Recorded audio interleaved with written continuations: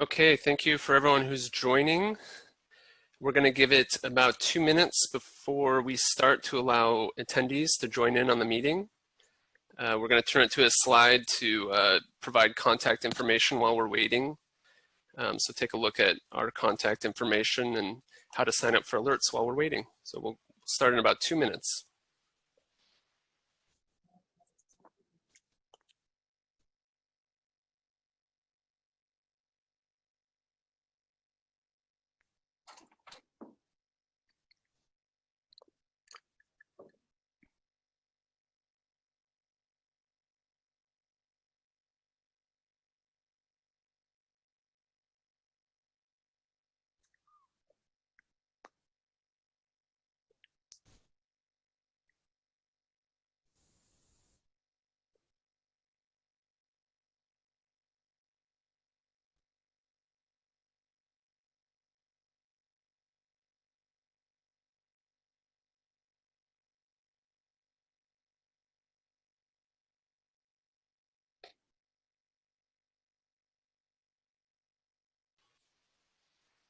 All right. People will be coming in, and that's okay. We're going to get started. So welcome everyone to CTA's Red Purple Bypass Project virtual public meeting. So this is our first virtual public meeting that the CTA RPM project has had. So we're super excited about that opportunity. And of course, considering the current situation that the world and our city is going through, this is part of what we're doing to try and stay engaged with the community as much as possible. So we're going to be giving updates on the status of the construction project and relay information about the work and its upcoming projects and impacts. So thanks again for being here. My name is Jesse Thomas. I work in community outreach for the RPM project, and I'll be moderating this meeting. So before we get started, I'm going to explain a little bit about how the virtual meeting will work. As you can see, we have live sign language interpretation being provided. So thank you to our interpreters there. This meeting is also being recorded. And once we have the recording, we will provide translations in Spanish, Chinese, and Vietnamese that will be posted on our website. So we will be having a presentation from some of our speakers in CTA and then having a Q&A session. If at any time you have a question throughout the presentation, you're welcome to send them in. So you click a small button on in your Zoom window that says Q&A, and you can type in your question by clicking there, and then we will be going through all of those questions that we can in about a 15-minute time period for Q&A. If we didn't get to all of the questions that were asked, that's okay. We will be posting those on the website in about a week or so, making sure that we hit all of the questions that were asked, whether people asked when registering and put in a question there or during our live meeting. So that is the plan for our presentation. I also want to give a special welcome to Alderman Tunney of the 44th Ward and some members of the staff that are here with us. I believe, Alderman, I can't quite see you, but if you'd like to say hello, we welcome you to do that.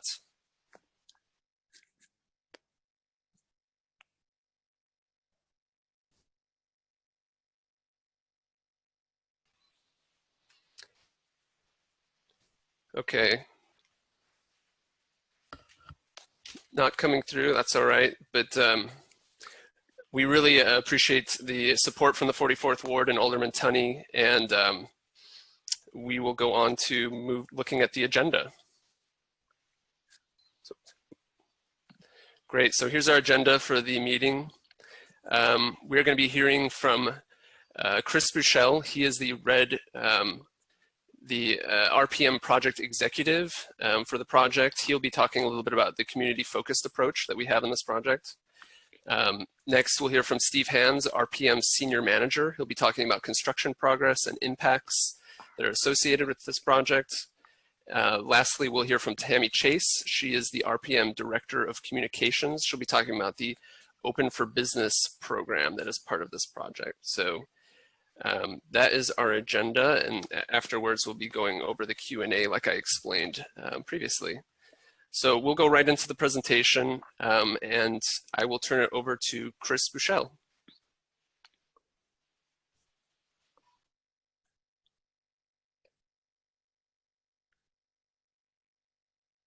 Oh, thank you very much, Jesse. Just wanted to thank everyone for attending.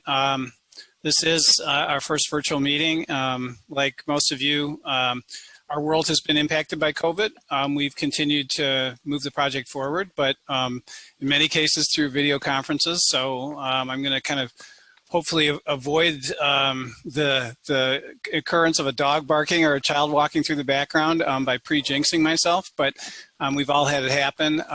So as we provide the updates, we'll do the best we can to overcome those challenges. If we go to the next slide, please. RPM Phase 1. So RPM is a large project to reconstruct the oldest parts of the Red Line.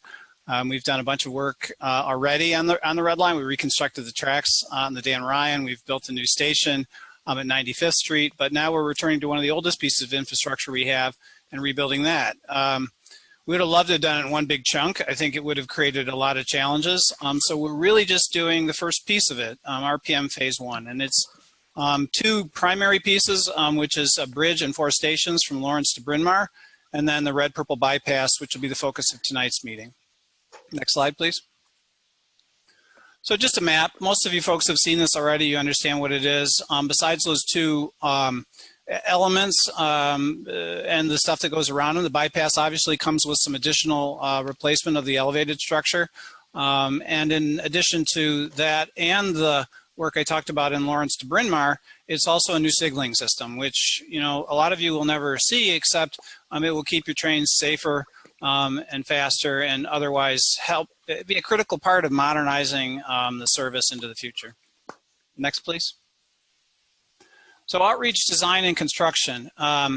Outreach has started, it started really 10 years ago and continued through public meetings where we were looking for the neighborhood's vision, how the neighborhood was anticipating reacting to new stations and what was important in those. And it continued through a National Environmental Policy Act, a NEPA study, and finally a full funding grant agreement. So the outreach has gone on for a long time. In the short term, it's really reaching out to businesses, reaching out to communities, providing the best information we can on construction.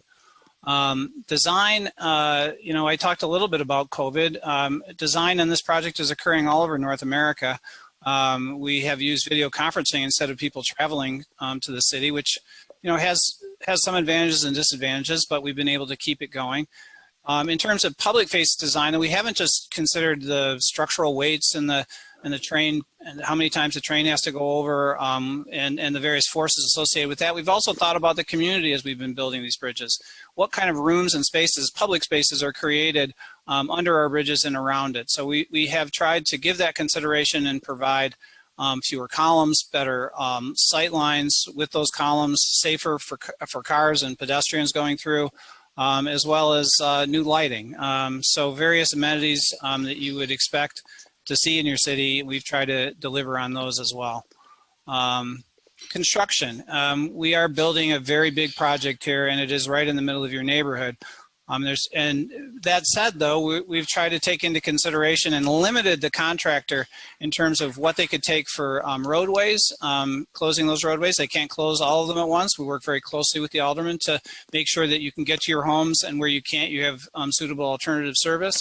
We make sure that when we close an alley, that you have garbage pickup. So we have considered the impacts of that construction, not just to keep it on schedule and on budget, but also to minimize the impacts to the community and the riding public. Next slide, please. So this is just a couple of slides to show kind of that we've delivered on some of the promises we made in earlier renderings. Those of you that are in the neighborhood, of course, see what the columns look like. You'll understand there's a bridge that will be ultimately on top of that. That's really the bypass. but just comparing those to what we showed earlier, we're trying to deliver on those promises. Next. Similar issue here. Just trying to compare it to earlier visions. You see a little bit of refinement one to the other, but fundamentally we're endeavoring to deliver on earlier promises. Next slide, please. I talked about fewer columns. I talked about lighting, better sight lines. All of these are improvements that we considered in a room like this. And instead of just having tracks under there, just having tracks and nothing under there, we tried to improve the lighting and to add features where we could, where it made sense to, both for the community as well as for the structure we were building. Next, please. So I'm pleased to say we did an animation a couple of years ago.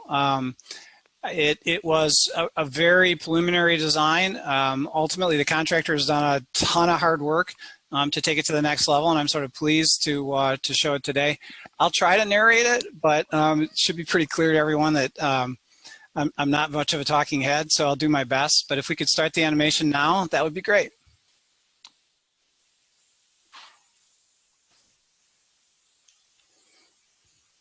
All right, so you've got an overview here of the bypass. Then to the right of the bypass is that train, the brown line train continues northbound. You can see that we're also reconstructing the other tracks. Again, you'll notice that you don't see through these tracks. There's a closed deck. So you've got a brown line going over the top and red lines going underneath it. And that's an important thing. That wouldn't be happening right now. Right now, the brown line or the red line train would have to stop. You don't see stoplights in the middle of the Dan Ryan Expressway.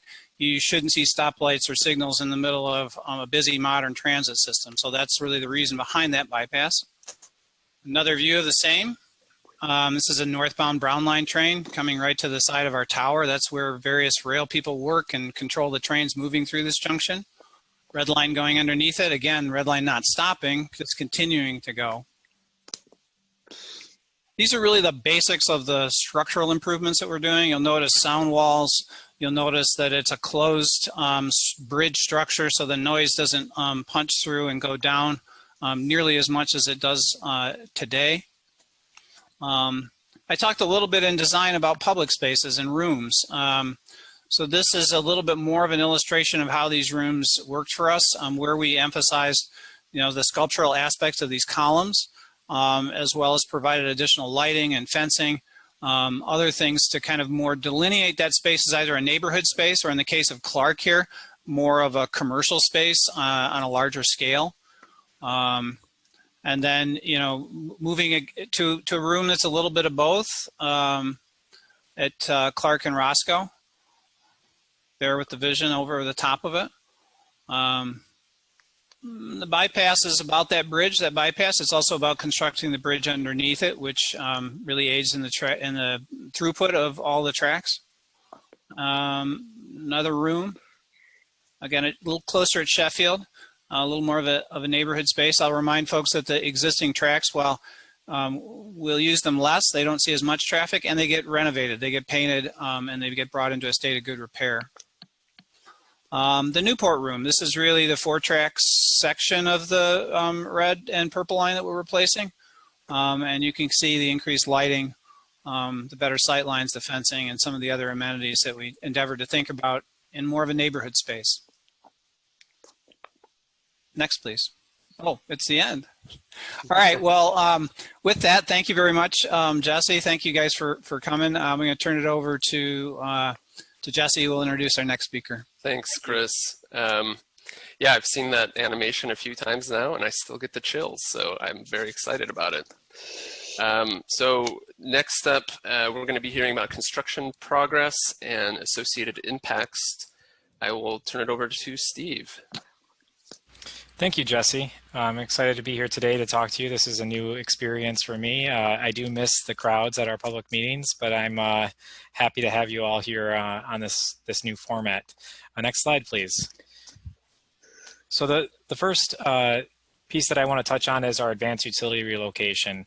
We're happy to say that we're almost complete here in the bypass area for the utility relocation, about 95% complete, and we are anticipating completion this fall of 2020. You will continue to see some work in the area, some crews working along Clark Street, AT&T crews, and so obviously you'll see that, and we'll continue to receive updates if you're on our list for receiving construction alerts. But we're really excited that we're coming near the end of this utility relocation effort, and we thank you for bearing with us over this time. Next slide, please. So a little bit about the Roscoe Newport Alley, where there's quite a bit of construction has happened over the last few months. This is where the bypass comes in and ties into the existing brown line on the west side of the bypass structure. So for the bypass structure itself, we're happy to report that the micropile foundations for that structure is now 100% complete. The next steps for the bypass structure will be continuing to work in the area by pouring new concrete pedestals at the base of the new columns, setting the steel columns and beams, and then the following effort will be to put the track on top of those beams. In addition to the bypass structure in this alley, you can see here the existing brown line track structure. And currently we are working on the rehabilitation aspects of that. So we are working on some of the improvements to the steel structure, shoring those existing columns, preparing for new foundations, additional micropile foundations to replace the 120-year-old, 113-year-old foundations out there. New concrete pedestals, so the columns will be cut down, and new concrete pedestals will be added at the base of those columns. And then the entire steel structure will be rehabilitated, repaired, and repainted. We're happy that we were able to open up the alley. It's currently open and will be open through July 12th. And then we'll continue to work with Walsh Floor, our contractor, to identify future opportunities to open up the alley or provide access to garages. Next slide, please. The other aspect, which Chris pointed out quite a bit in his presentation and the animation, is the construction of the bypass columns to support the bypass structure between Belmont and Roscoe. This is the main spans of the bypass, and you can see the curvilinear detailing of this column shape that we were really excited to bring to the community, and we hope you enjoy it. We think it turned out quite nice. Next slide, please. Here are those columns marching from the existing Belmont Station as they increase in height gradually to support that bypass structure, rising up to a level that's about a 4-story building. Now that they're in the community there, you see the highest columns are in place. You have a sense of what it looks like in the surrounding community, and you can see pretty clearly that while they are taller than the existing structures, they are within the same height as a lot of other buildings in the neighborhood, and we're really excited to see how they turned out. Next slide, please.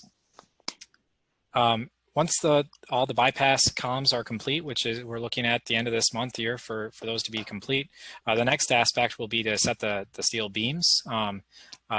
And you can see an image here from the Wilson Station project, which Chris noted earlier as well, where those steel beams are being set to support the track structure above. You can see the type of equipment here on the picture for those steel beam setting, a large crane, and the workers associated with to set those beams. This work is expected to start this fall. And as you can see from the impacts here, where the work is being conducted, you will continue to see some alley closures where those beams are being set, as well as street closures at School, Sheffield, and Roscoe, where the bypass structure crosses. Next slide, please. In addition to the bypass structure, we'll also be working on a temporary track structure this fall. And the temporary track is necessary for us to continue to operate Brown Line southbound service while we reconstruct the red and purple line tracks adjacent.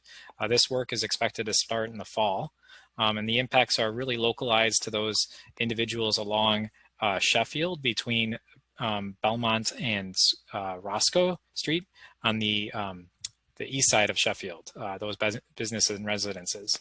Because the temp track has to be located right above the alley, there will be alley closures, as well as closures at School Street where the temp track crosses. However, our contractor will continue to provide garbage service and deliveries to those adjacent properties during those closures. Next slide, please. This is a drawing from the designer for the temporary track. So we call it temporary, but it's still a very robust structure to support the existing Brown Line track service. It will be built over the alley, and you can see the drive aisle is between those two columns, but it will be wide enough to accommodate vehicles to traverse. We've worked with the Chicago Department of Transportation to make sure that this design will function well. It provides at least 12 feet between those concrete pedestals at the base of the columns. And you can see it's kind of right over the alley between the existing CTA tracks to the east and the property lines, the properties to the west. Next slide. As noted, once the bypass structure and the temporary track are in place, we'll be able to work on the north, red, and purple lines between Belmont and Newport on the north. So this is actually a full replacement of those 4 tracks. We're going to have to build the structure in halves, so 2 tracks at a time, so that we can continue to run red and purple line service while we're rebuilding the other tracks. The tracks will be realigned to allow us to run faster service through the area and more efficiently, as well as improving customer comfort on the rail, on the trains. And they will include sound walls and a concrete deck above the beams supporting them. It will be a mix of concrete beams as well as steel beams to support that track structure. Next slide. You saw this rendering earlier during the video. This again is the Newport area. This shows that 4-track section of the red and purple lines as they cross over Newport Avenue. This is just east of Clark Street. And you'll see the structure here with the closed deck, the sound barrier, and some of the lighting and detailing that we've looked at on the columns to really improve the aesthetic approach of this structure as it wends its way through the neighborhood. And with that, I'll turn it over to Jesse, who's going to introduce our next speaker. Thanks, Steve, for taking through a lot of detail on upcoming work. So I'm going to pass it now to Tammy, who's going to take us through our Open for Business program for the project. Tammy? Hi, thank you. Thank you, Jesse. As you guys have heard from Steve and from Chris, the first and foremost, this project is about rebuilding a 100-year-old structure, providing a much better red and purple line commute experience than we're able to on century-old structure. But a big portion of support the businesses, the hundreds of businesses that exist literally in the shadows or within blocks of the Red Line in the Lakeview neighborhood, as well as up north between Lawrence and Bryn Mawr. Contributing to that is the fact that this is a project that goes through 2025. That's a long time for a CTA project. We believe that it is important. It is our duty, as our responsibility as an agency to support the businesses. So we have been out in the community for years. Many of you know our faces. We're talking to chambers, talking to aldermen and staff, talking to local businesses, finding out what are your concerns, what are you worried about, what do you need help with to survive and thrive during construction and beyond. So we've gotten a lot of great feedback, and so all of that is really going to is factoring into the Open for Business campaign that we are currently building right now. So next slide, please. Before I go into the details of the Open for Business program, I do want to mention, of course, COVID-19 is really hurting a lot of the businesses around the city and certainly in our community. And so that has factored into how we calibrate promoting businesses, to whom we promote them, bringing people into the community in a meaningful and thoughtful way. So we know that now more than ever that we play an important role in supporting our businesses. So I don't have to tell the folks that live in this community how great your community is, and part of the unique character is the small businesses, the great restaurants, the great shops, etc., that exist here. So we have been working with, like I said, the chambers, the local aldermen, local businesses, to put together a campaign that will have multiple aspects to it. That will include signage at our stations, signage at available spaces throughout the community and beyond the community. It will also include digital targeted advertising to reach people on their phones, since we all spend a lot of time with our faces in phones. And also, we're really excited to build what we're referring to as a web portal. But what that really is just a dedicated website that we can promote through social media, through our signage, that is all about the community, is built with the community. It is about the community, is for the community. Events that are coming up, promoting individual restaurants, promoting what's located between Roscoe, Clark, and Belmont, and worth visiting to attract people remind people in the community, hey, these businesses are still open, but also trying to get people from outside of the community to come and patronize. So we're refining aspects of this plan. We have I've had a lot of conversations with the community about this, and we'll be coming back out with that later this year. The next major step, which we're really excited about, is we've built a program where we can register businesses to participate in the Open for Business program. That means it's a free program, and that means that they can be featured on our web portal, be featured on social media, be featured in signage, be promoted on digital advertising on the phone. So this is beyond what CTA has done in the past for promoting small businesses, and we're really excited to do that. So stay tuned. We will be providing you with more information as we move forward through this year. And so with that, I will turn this back to Jesse.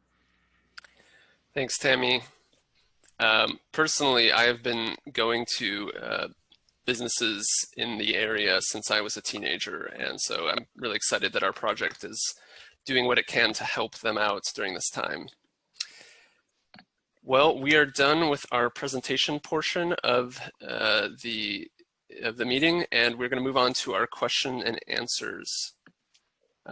So I'm going to ask, we're going to broaden the panel of who will be answering questions. So those who are on the panel, let's put videos on. I see you're doing that.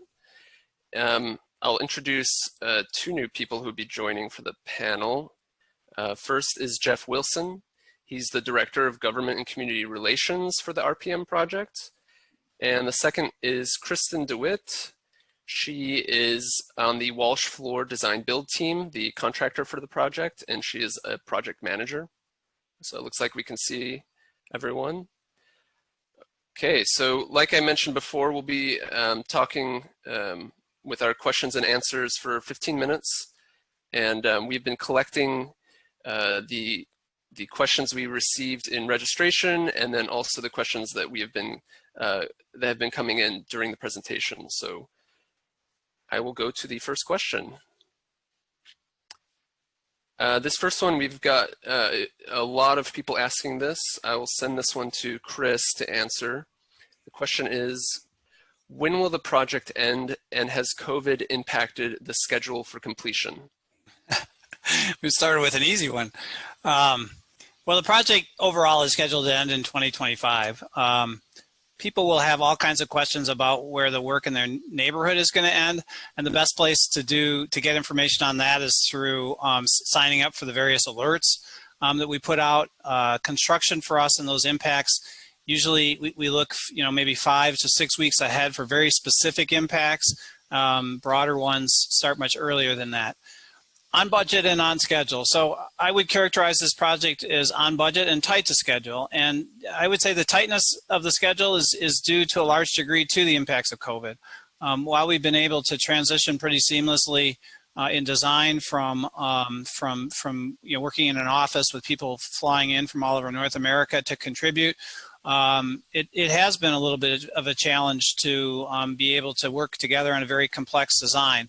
Generally, video conferencing and other elements have really helped us out a lot, but there have been impacts there. As we go on to the workforce, the contractor has done an exceptional job keeping their workforce safe, working to take their temperatures before they start work, keeping them socially distanced where possible, spreading out crews as necessary. But it has been a difficult effort to keep this going and to keep it going with everyone's safety in mind. The workers predominantly, but also the community.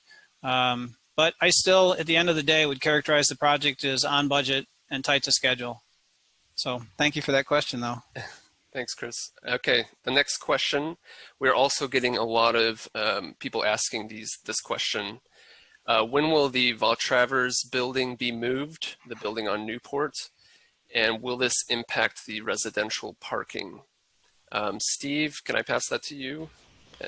Sure. So the Valtravers building, we're very excited that we are continuing to make progress on the planning efforts to move that building and the design efforts to move that building in the Newport Historic District. So that building, if you aren't aware, is on Newport Avenue. It's 947 West Newport, and it's just east of Clark Street. So the plan is to move that building approximately 29 feet further to the west, out of the way of the realigned track structure. That actual building move would take place in 2021. And with regard to parking, CTA and the contractor will continue to work on finding alternative parking locations for individuals that have impacted properties, even if it's not on that specific lot where the building's being moved. All right, thanks, Steve. Next question. This is about specific to construction, so I'll ask Kristen to answer this one. Will there be overnight work in the RPB area? We'll be starting some night work coming up in August. It'll be a couple of nights, and it's going to be when the Brown Line train is not operating. So it's about that 2.5 hour window. It'll be at track level. It's for some signals and platform work, and that's to prepare us for the work that's going to be starting in October, November. We'll be working weekends, and there will be some night work associated with that. Likely we'll keep the work to the day as much as we can, but there will be people out around the evenings on those weekends. Okay. Our next question, this will be for Steve as well. Can you publish a high-level schedule for the completion of the project? So there is a schedule on our website that identifies high-level dates for the project, both the Red Purple Bypass area and the Lawrence to Bryn Mawr area. So you should be able to view that from our website. If you have trouble accessing it, please contact us at the rpm@transitchicago.com email address, and we'll make sure that you get to that link. Okay. Steve, I'm going to have you do the next one as well. Is TIF money being used for this work? If so, how much? So there is a TIF, a tax increment financing district was set up specifically for this project under Illinois state legislature that allows for TIF projects to be created to support transit improvement projects. It's supporting about 1/3 of the project in total. And again, it's only going towards the transit improvement projects, public service here in Chicago to bring this project forward. That TIF was necessary for us to leverage our local sources in order to bring over $1 billion of federal money to this project from a competitive grant program that otherwise wouldn't have been available to the region and to Chicago without us being able to bring some local sources, including the TIF, to bear. Okay, thank you, Steve. Next question I will pass to Kristen. It's about construction timelines. When will the work in the alley between Newport and Roscoe be finished? Multi-pronged answer. The work that we're doing right now with the substructure rehab and the pedestals there, we should be finishing up late fall, near the end of the year here. That will segue into the superstructure erection in the area. I believe that's a few months worth of work.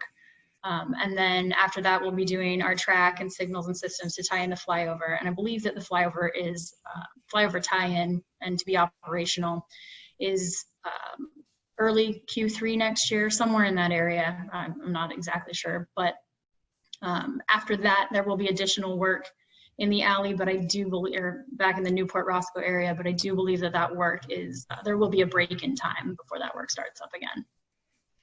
And then it will be ongoing throughout the rest of the project.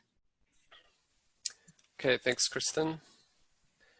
Next question, it's on aesthetics. We talked a little bit about that, but a little more detail is being asked for here. I'll pass this to Steve. What does the plan what is planned to make the flyover an aesthetically pleasing structure? Will there be opportunities for mosaics and murals?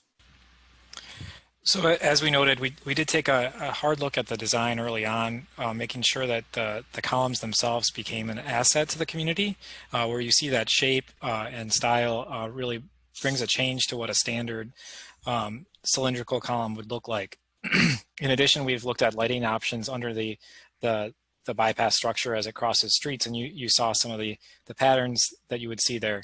But a lot of what we're doing with the bypass to improve the aesthetic is going to happen more at the pedestrian level, at the person level. And that's an area that we're going to continue to work with the community on moving forward. We're not quite there yet, but you saw some of the initial concepts with the lighting at Clark Street, how those spaces really enhance the community. We are looking at opportunities to bring a little bit more tactile nature to it at the pedestrian level, but our focus is really to make sure that the pedestrian scale of the project is enhanced in these rooms that are created, as Chris noted. Thank you for the question, Jesse. Okay. Next one I have down. How will the flyover, oh, I'm sorry, I'll pass this to you, Chris. How will the flyover and closed deck structures operate when we get snow and ice? Where will rain and snow be directed?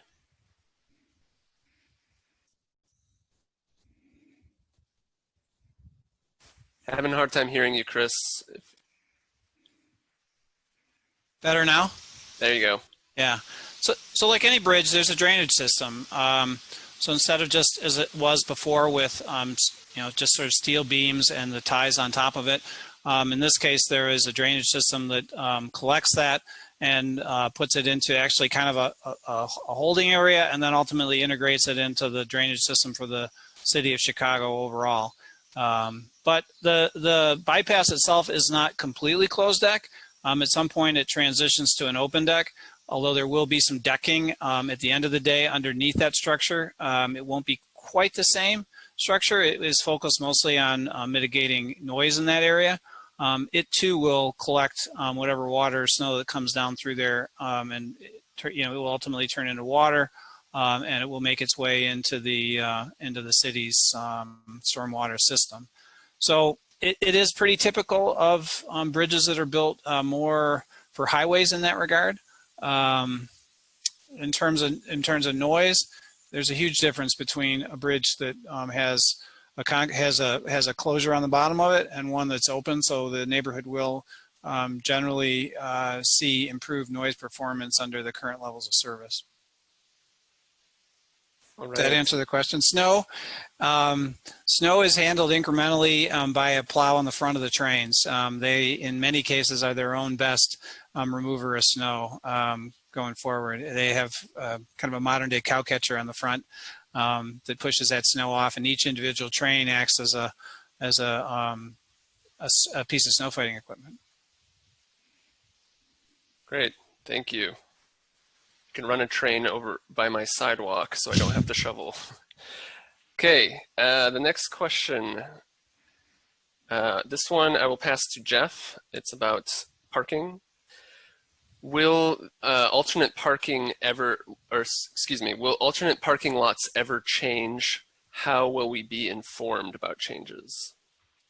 So thank you, Jesse. We're working very closely with Walsh Floor to identify new parking when we need to have alternative parking, specifically throughout the rest of this project. So we work very closely with both the community and with Walsh Floor to identify alternative parking. And once we make that available, we go out to the community and tell them what those options are. Okay. Next question.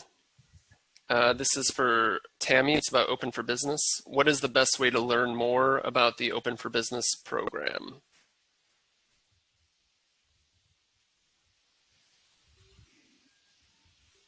Apologies, I had to unmute first. We do have some information on our website. It's transitchicago.com/RPM rpb.org/open for business. So there's some information, but the information that I talked about tonight will be forthcoming. So take a look at what we've got and look for updates coming soon. Okay, great. We have time for a few more questions. This next one I have, I will send to Kristen. How long will the alley be closed again starting July 13th? We are planning for extended closures and opening up intermittently. We are targeting getting the alleys open around all major holidays. And then as we go, we'll be trying to open it up for a few weeks at a time where available. And I don't know when that's going to be at this time. Great, and that was in reference to the Newport Roscoe alley, right? Correct. All right. The next question, what will be done to protect the columns from graffiti? I'll send that to you, Steve. Sure. The part of it is the design aspect in areas where we can, we're protecting them with fencing, but also all of the columns will receive a graffiti coating, which makes it easier to clean the graffiti off if anybody tries to put a graffiti on there. That's an anti-graffiti coating, not an actual graffiti coating. Thank you for clarifying. Okay. We have another big picture schedule question. I'll send that to you, Chris. Why will the track reconstruction between Belmont and Newport Avenue take 3 years? Mostly because we're going to continue to run service directly adjacent to the construction. So we can't just tear them all down and rebuild them. If we did that in a greenfield in the suburbs, it would take a lot less time. But basically what we do, and those of you that sort of watched us build Wilson can appreciate it. You know, we tend to clear an area for construction. In this case, we'll clear half of the tracks and run the trains on the others, reconstruct it, then move the trains over to the new section and reconstruct the other half. So that kind of incremental movement, that kind of situation where when you may have seen it out there as we've constructed the bypass, we have folks that stand up on the platforms that control the movement of the trains through there as the contractor is doing various crane lifts. That might seem like a minor thing, but if you replicate the amount of times we need to lift things either away from the tracks or onto the tracks, that kind of thing begins to make up some of the challenges that we have building next to an active electric railroad. So the reason for that length of time is that we're going to continue to provide service, and we're going to provide it in the safest way we possibly can, in the swiftest way we possibly can. I think it will be an improvement over some of the earlier efforts that we've been able to make because of the signal system that we're investing in. But it is a day-to-day battle for the contractor in particular to figure out where exactly they can work. In many cases, their impacts are things that they build into their schedule, they build into their budget, and they're one reason why transit work is expensive and it takes a considerable amount of time.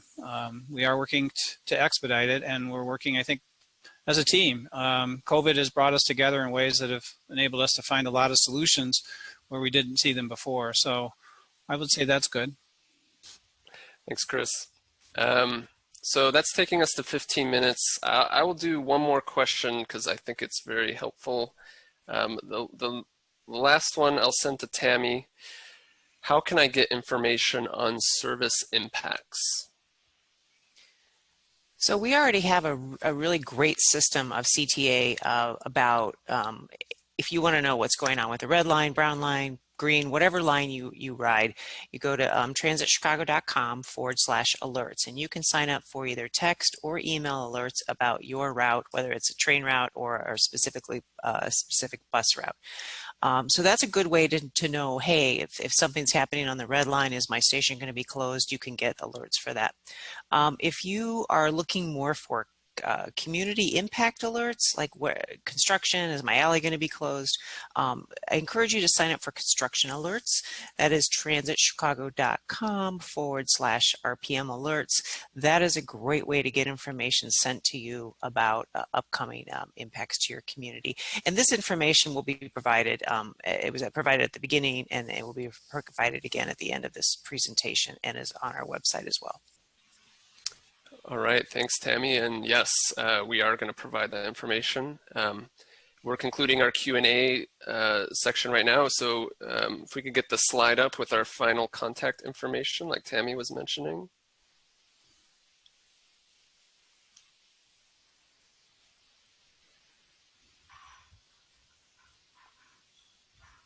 Great, there it is. So here's our contact information one last time for people who would like to stay informed on the project.